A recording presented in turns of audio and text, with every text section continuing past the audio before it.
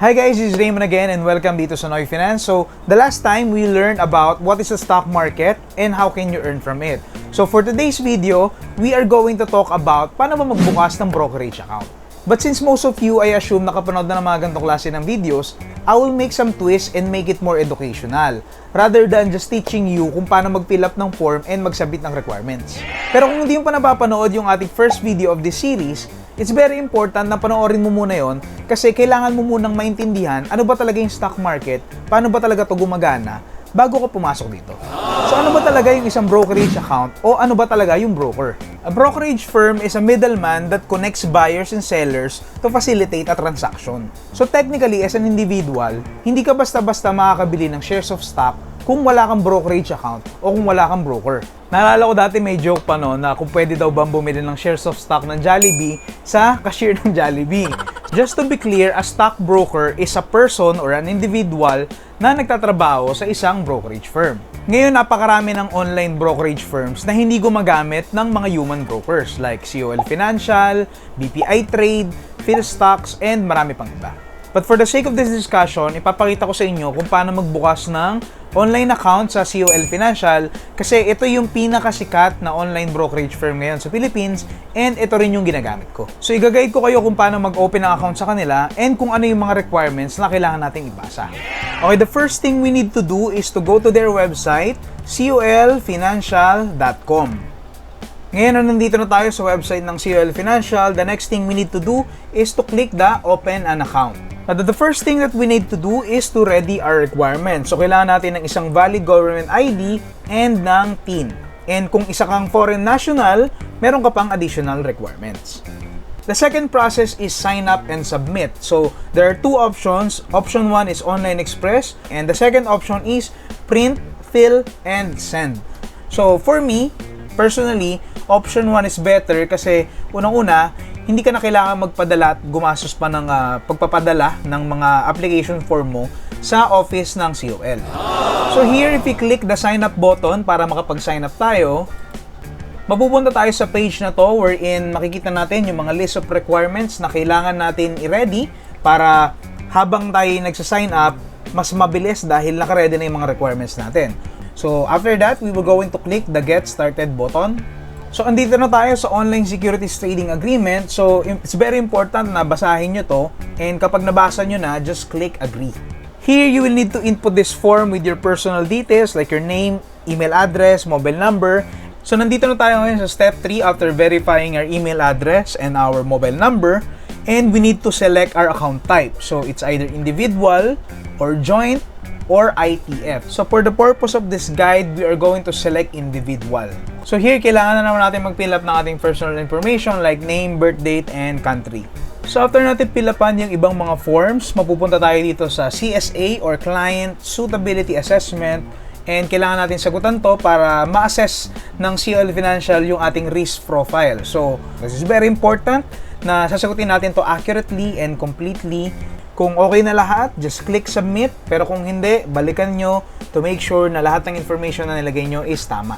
So after natin mag-sign up, the next thing we need to do is to fund our account. So please take note that applications na incomplete and unfunded will expire after 3 months. So magkano nga ba yung minimum investment na kailangan natin para makapagsimula at makabili na tayo ng shares of stock using COL Financial? There are 3 account types na pwede natin buksan sa COL Financial. Number 1 is yung COL Starter wherein ang minimum investment lang niya is 1,000 pesos.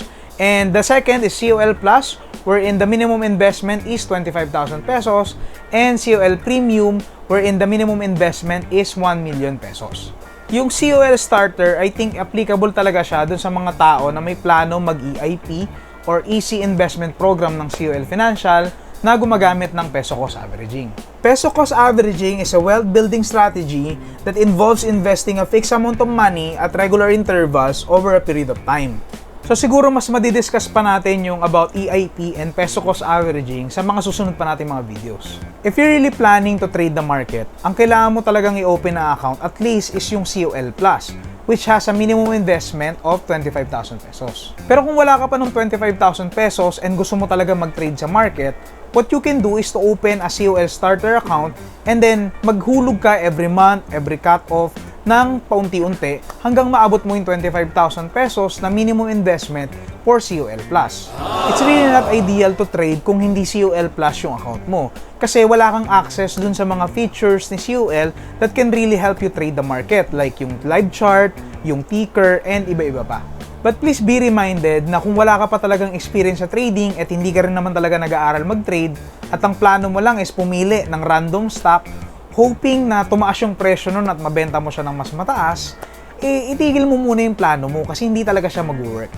For COL Premium naman, where you need to invest at least 1 million pesos, I think the only difference lang between COL Premium and COL Plus is having a relationship manager. But having a million pesos capital sa pag-i-invest sa stock market goes a long way kasi pwede talagang mas maging malaki yung pwede mong kitain pero at the same time, pwede ring mas maging malaki yung pwede mong italo. The next thing we need to do is to fund our account. So there are 4 options in funding our account. Option 1 is online bills payment, second is over-the-counter bills payment, option 3 is through COL business centers, and option 4 is for mga OFW for overseas remittance. Normally, for online bills payment, funding will be credited to the respective COL account within 24 hours. Pero syempre, excluding doon yung mga public holidays and also yung weekend. Yung crediting for OTC bills payment is within 24 hours din. The third option that we have is pwede natin ipadala yung payment natin sa COL Business Center. And para sa mga kababayan naman natin abroad, they can use the option 4, which is overseas remittance. For the full instruction kung paano kayo makakapag-fund sa account nyo using overseas remittance, all you need to do is to click kung ano yung gusto nyong option. Kung BDO Kabayan, iRemit, o BDO Overseas, just click it and merong PDF file na lalabas wherein nakalagay doon yung full instructions kung paano kayo makakapag-fund. After ma-receive ni COL yung fund mo, i-email niya sa'yo yung login details mo para ma-access mo na yung account mo sa COL Financial na website. And then after that, pwede ka nang bumili ngayon ng shares of stock. Pero bago ka bumili ng kahit na anong stock, make sure mo muna na may strategy ka. So kung gusto mo mag-trading, dapat alam mo kung kailan ka papasok o kung kailan ka lalabas. O kung gusto mo naman mag-long-term investing, kung anong risk appetite mo, and kung ano-ano pang mga bagay. It's very important na alam mo yung mga bagay na to bago ka bumili ng kahit na anong stock. Kasi kung hindi, baka mag-mini-mini mo ka lang. Sa susunod na video natin, pag-uusapan natin yung mga bagay na kailangan mo munang malaman and matutunan bago ka pumili ng stock na gusto mong pag-investan. Pero kung hindi mo pa talaga naiintindihan kung paano nag-work ang stock market, panoorin mo muna tong video na to para maintindihan mo ano ba talaga yung stock market and kung paano ka ba talaga kumikita rito. Again, this is Raymond from Noy Finance, and kung marami kayong natutunan at nag-enjoy kayo sa video na to, I hope you can like and share this to your friends, and I'll see you on the third video.